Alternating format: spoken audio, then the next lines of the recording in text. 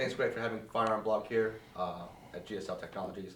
I wanted to get on camera a timeline and understanding that you've been in the industry for a very long time. 1985, yeah. Yeah, you've seen it all, and you've probably done it all. And at a period of time, you were partnered up and president of Gemtech. And I want to give our readers a better understanding of your participation and, more importantly, your involvement and how deeply involved you were with suppressor development, and most importantly, Gemtech stuff. Sure.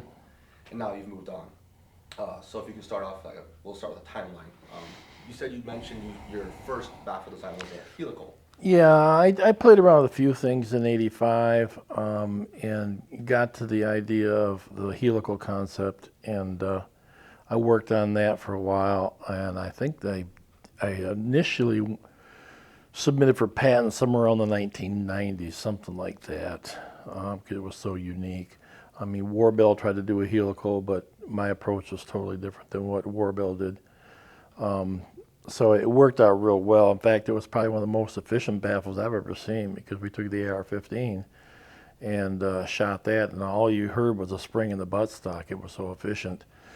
That style there was a little difficult to build because of the machinery that you need to do and the tooling and stuff. It was time consuming. So we played with it somewhat and got the concept background, but basically we didn't go much farther with it. We went into other things. We did the slimline, which was roughly 3/4 of an inch by 7 inches long, 22 caliber. Sent it over to Al Paulson at Machine Gun News, and he did an article on that. And then Al kept telling me to call the Gemtech guys. And why would I want to call Gemtech? I mean, they're basically competition. And he kept it up and kept it up. And then he finally said, well, he said, they got some patents they want to do. They want to use your attorney. Okay, I got the only attorney in the United States. Okay, well, I'll bite. I called Jim Ryan. We talked for a while. And then we talked for probably about a couple months on different designs and things of that nature. And then they decided they wanted me to build some baffles for them. So I built the baffles for the 22 and sent those over, and they were really impressed with the way they came out and everything. So I did some other manufacturing for them. Phil had a 5.56 can. I can't remember what it was. He had a stamp washer and spacer configuration, and I built the whole thing out of bar stock and kept it where there's no welding involved and things of that nature. So I built that for him. And after a period of time, they were working on the MK9K. He had a retainer nut on there that screwed on and locked into the 3 lugs. And about that time, I came up with the bilock, or the tri-lock patent. And I patented that, and I came up with a Raptor, which was instant 3/8 by 7, which is doing the same reduction as the 2-inch by 7. So they decided it would probably be a good idea to have me join up instead of being competition. So I joined up with Jim Ryan, Mark Weiss, and Phil Dater, and did that for about a year or two. And then they voted me in as president. I was president for over 20 years and did most of the design, most of the manufacturing. Towards the tail end, they were doing some manufacturing on the outside, but most of the manufacturing came out of my place. So what got you into suppressor designs and development? Oh, it was just crazy. Got into guns, I don't know. We didn't have many guns around the house. My dad worked on the A-bomb during World War II. So he wasn't much into guns so much. I guess if he figures he's going to do something, he might as well nuke it and get it over with. But so we didn't really have guns around the house. He wasn't a hunter or anything like that. I got involved when I was 20, 21, somewhere in that area. And earlier than that, we had pellet guns, but real guns and stuff. And you get them around the 20, 22 range. That's where we started bringing in pistols and rifles and things. And I just started collecting stuff. And after a period of time, it's like, let's do some research and see what's out there. There's nothing.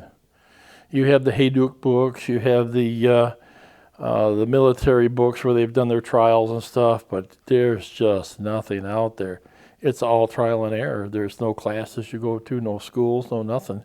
So just as a testing it and taking a look and analyzing the gas flows and stuff, what's going on, you improve and improve and improve. And I've been doing this a long time. Probably one of the oldest ones out there right now. We've got a full-blown 25,000 square foot facility with 15 CNC machines. We do everything in-house. We're certified ISO 9001 2015, which I believe at this point in time we're the only ones, or one of the very few, that have that rating. Now, for those novices that don't understand what that rating is, you get into the aerospace industry, it's a real high rating that says your quality is impeccable.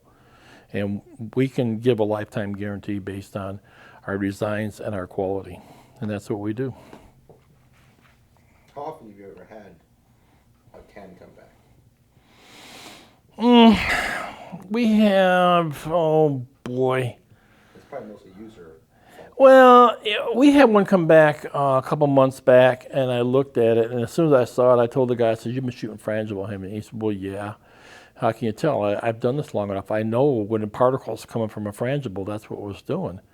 So I told him, I said, "You really aren't supposed to use frangible in these things. Now, if you're going to, I know what to do to make it work where you won't have any problems. But I need to know this before you go out there and do it." Police are doing a lot of it in the police ranges right now. We really don't have much come back. We've had a couple of units come back for material issues. We've replaced those with no problem. But I've built over 150,000 units in my lifetime, and I don't think there's more than a couple hundred that's come back. So that's why we can offer the lifetime guarantee, because we know what works and what doesn't work. And I'd rather have it safe out than the field than, worry about a few bucks. All right, Greg. We talked yesterday a little bit about monocores. Yep.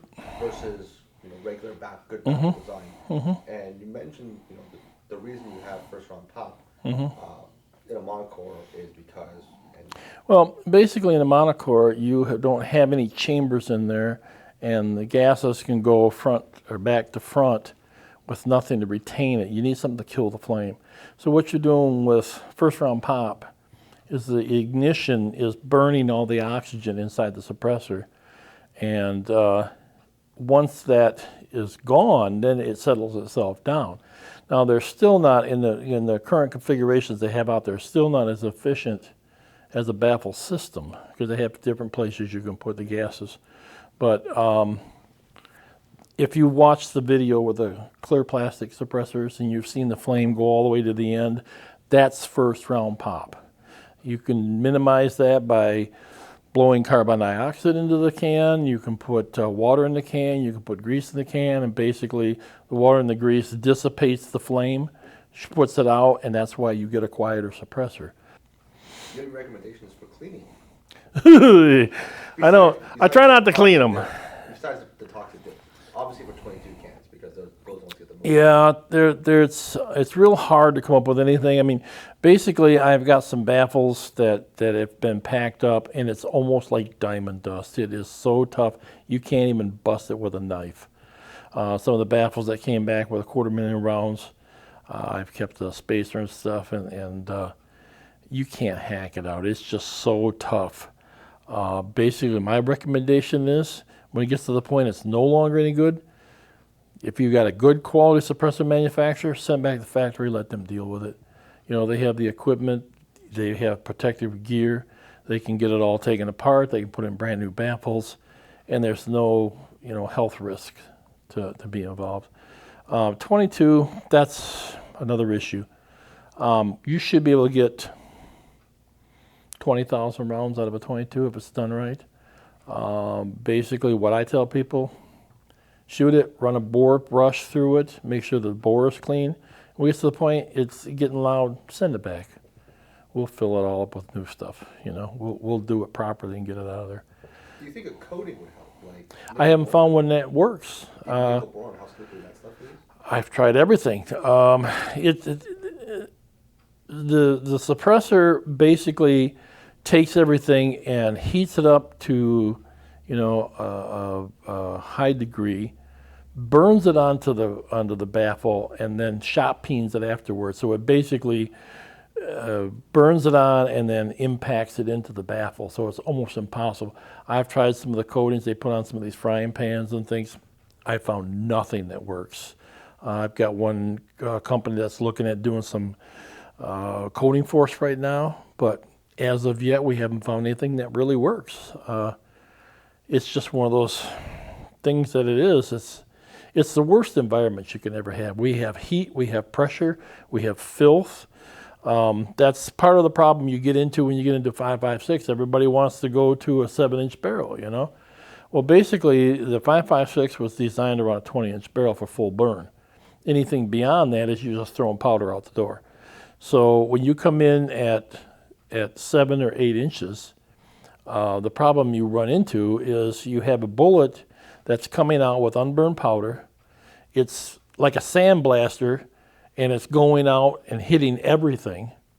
Now, it's going to hit the baffles. It's going to roll those pretty intensely, but it's also going to hit the back of that bullet. And it doesn't know where it's going to go. It's going to be random.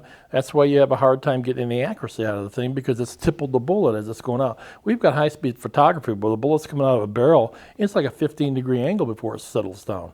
It's crazy to actually see it. Once it leaves that gun, it's gone. It's there. So if you got your twist rate right and everything else, it'll work. But the problem you have is all the unburned powder hitting the back of that bullet. When you don't have a suppressor in it, it just free flows and gets out of the way. But when you've contained it, now it's aiming at the back of the bullet. And it really is rough on suppressors. The other problem you have with like a shorty is you've got all this unburned powder contained into a suppressor in your expansion chamber.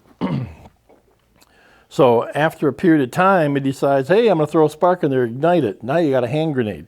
So we have to be lighter, quieter, shorter, and hold up the hand grenade pressures and be cheaper than anything else. So you put us all in these realms of the impossible. But it can be done if you know what you're doing, but there's just things that you have to look for. And that's one of the things that's a real problem, is the gases and the particles hitting the back of the bullet and flying it all over the place. That's a lot of times we have baffle strikes on a short barrel. Okay, the retention system that we have. How recent is that? That's pretty recent, isn't it? The patent?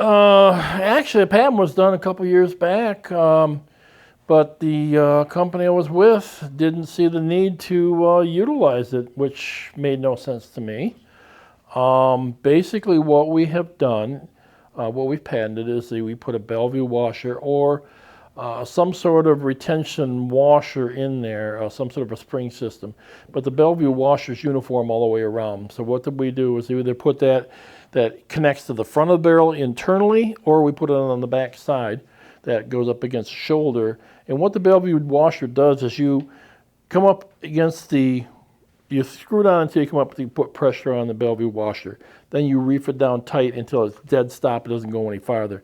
What you've done is you've created spring pressure on the threads, and it's always under tension. We've shot 500-600 rounds on a full auto and never had it unscrew. But when you want to take it off, it unscrews. Now all cans out there that are threaded on, somewhere along the line, are going to unscrew. And we've got the retention system in the patent. It doesn't happen. And anybody who uses it falls in love with it because it just works and works and works. Yeah, it's a beautiful system. And it's simple. Nobody ever came up with it. So we have systems that we've implemented from the aerospace industry that solves a lot of these problems. So if anybody wants a suppressor that won't come off, won't get baffle strikes because it's starting to shift on you, give us a call.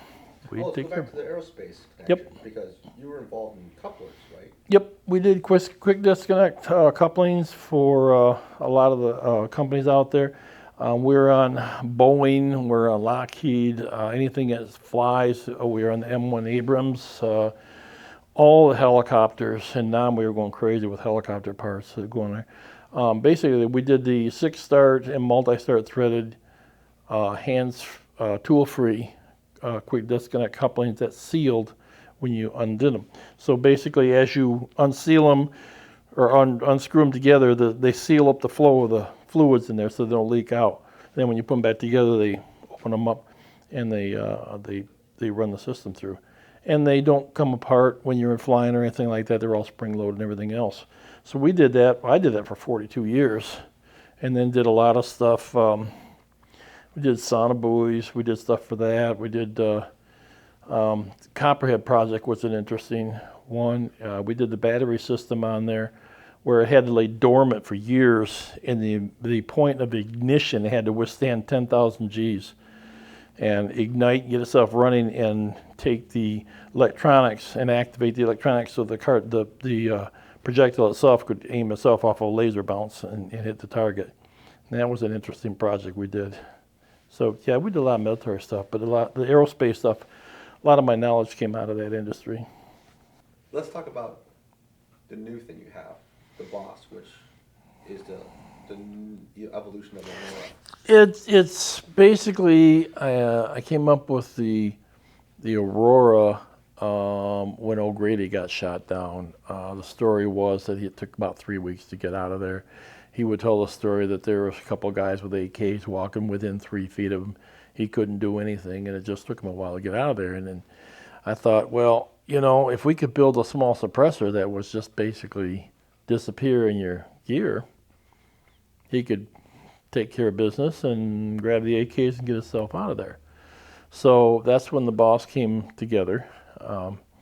Put that together. It shoots about 10, 15 rounds before you have to change the wipes. It's a wipe grease combination. It's only about 1.125 inches by 3, I think it is, something like that. So it's pretty small. You can put 2 in your top pocket and don't even know that they're there. So you can carry them around for 20 years until you need them, and when you need it, it's there. But that's where that came from. And then took it and changed it around a little bit. Changed the spacers in there a little bit, modified them somewhat. Changed the look, put a little knurl on there, give them something to hang on to put on, to screw it on. We've got a patent in process right now that as soon as the patent is approved or to the point where we can put patent pending on it, we're going to launch that. So it shouldn't be that far away. We've had that in patent process for what, a month and a half? Something like that, yeah. So we should be getting pretty close to being able to launch that. So it's a unique can. It's good for undercover police.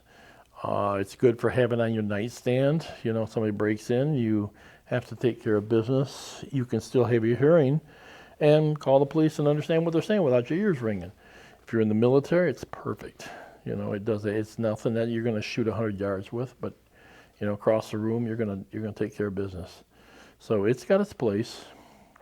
So that's coming up pretty soon. We have another little one that we built. We had some inquiries from some clandestine groups that they needed some secret squirrel things. And they came up with a pillbox, which is about 3/4 inch diameter and about 1 inch long roughly. Use a single wipe for 22. I've got one of our guys put it on a 10-22 Ruger, and he's got over 500 rounds through it, and he just giggles. He just thinks it's the greatest thing. But you can put it on your keychain. You know, it's pretty small, but it was basically designed for clandestine groups that need to have some squirrely stuff to bring in.